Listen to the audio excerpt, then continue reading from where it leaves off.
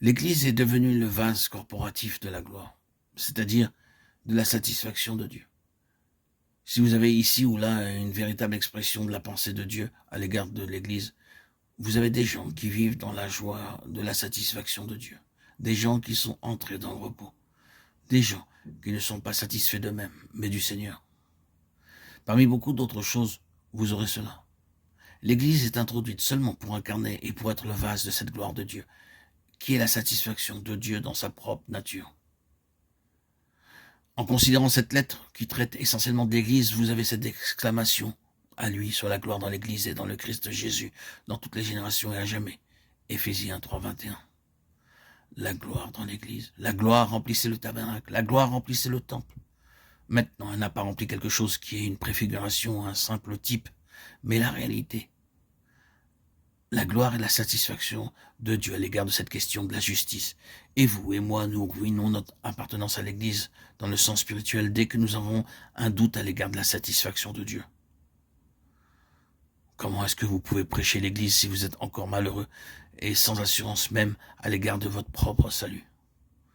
Vous niez l'Église. Vous vous mettez virtuellement en dehors d'elle. Dans un sens spirituel, quand vous êtes dans cette condition, l'ennemi frappe l'Église.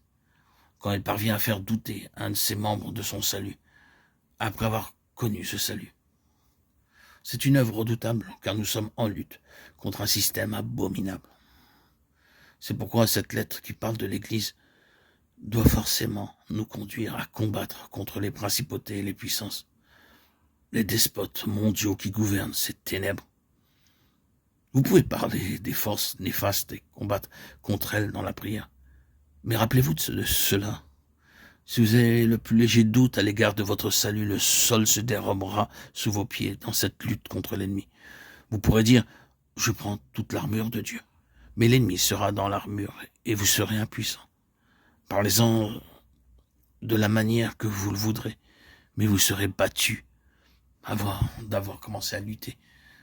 Si vous avez un doute concernant votre salut ou à l'égard de la satisfaction que Dieu peut trouver en vous par Christ,